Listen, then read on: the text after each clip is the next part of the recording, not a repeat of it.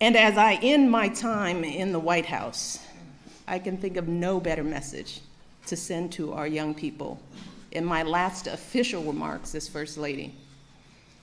So for all the young people in this room and those who are watching, know that this country belongs to you, to all of you, from every background and walk of life. If you or your parents are immigrants, know that you are part of a proud American tradition, the infusion of new cultures, talents and ideas, generation after generation, that has made us the greatest country on earth. If your family doesn't have much money, I want you to remember that in this country, plenty of folks, including me and my husband, we started out with very little, but with a lot of hard work and a good education, anything is possible, even becoming president. That's what the American dream is all about.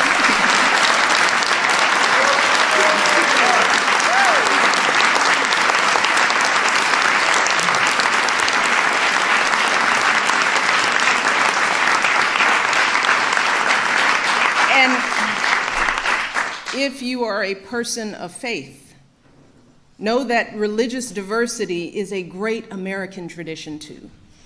In fact, that's why people first came to this country, to worship freely. And whether you are Muslim, Christian, Jewish, Hindu, Sikh, these religions are teaching our young people about justice and compassion and honesty. So I want our young people to continue to learn and practice those values with pride.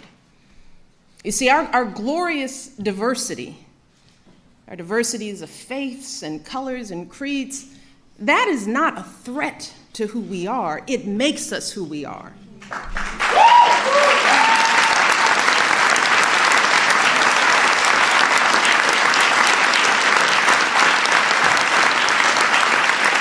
So to the young people here and the young people out there, do not ever let anyone make you feel like you don't matter or like you don't have a place in our American story, because you do. And you have a right to be exactly who you are. Yes. But I also want to be very clear. This right isn't just handed to you. No, this right has to be earned every single day. You cannot take your freedoms for granted. Now, just like generations who've come before you, you have to do your part to preserve and protect those freedoms. And that starts right now, when you're young. Right now, you need to be preparing yourself to add your voice to our national conversation. You need to prepare yourself to be informed and engaged as a citizen, to serve and to lead, to stand up for our proud American values and to honor them in your daily lives. And that means getting the best education possible so you can think critically, so you can express yourself clearly, so you can get a good job and support yourself and your family, so you can be a positive force in your communities. And when you encounter obstacles, because I guarantee you, you will, and many of you already have, when you are struggling and you start thinking about giving up, I want you to remember something that my husband and I have talked about since we first started this journey nearly a decade ago. Something that has carried us through every moment in this White House and every moment of our lives. And that is the power of hope. The belief that something better is always possible if you're willing to work for it and fight for it. It is our fundamental belief in the power of hope that has allowed us to rise above the voices of doubt and division, of anger and fear that we have faced in our own lives and in the life of this country.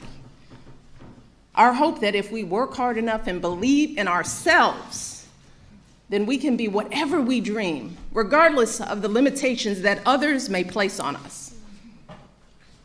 The hope that when people see us for who we truly are, maybe, just maybe, they too will be inspired to rise to their best possible selves. That is the hope of students like Kyra, who fight to discover their gifts and share them with the world. It's the hope of school counselors like Terry and all these folks up here who guide those students every step of the way, refusing to give up on even a single young person. Shoot, it's the hope of my folks like my dad, who got up every day, do his job at the city water plant. The hope that one day his kids would go to college and have opportunities he never dreamed of.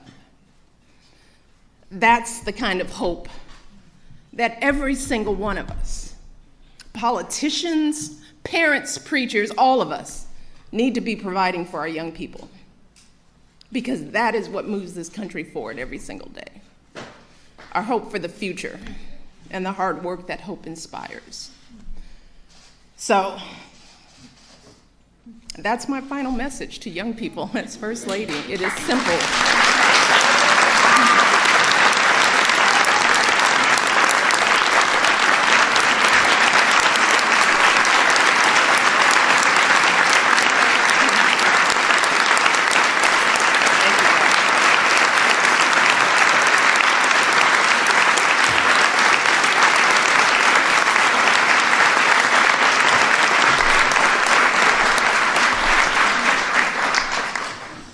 I want our young people to know that they matter, that they belong. So don't be afraid. You hear me? Young people, don't be afraid. Be focused. Be determined. Be hopeful. Be empowered. Empower yourselves with a good education. Then get out there and use that education to build a country worthy of your boundless promise. Lead by example with hope, never fear. And know that I will be with you, rooting for you and working to support you for the rest of my life. And that is true, I know, for every person who is here today, and for educators and advocates all across this nation who get up every day and work their hearts out to lift up our young people. And I am so grateful to all of you for your passion and your dedication and all the hard work on behalf of our next generation. And I can think of no better way to end my time as First Lady than celebrating with all of you. So I want to close today by simply saying thank you. Thank you for everything you do for our kids and for our country. Being your First Lady has been the greatest honor of my life, and I hope I've made you proud.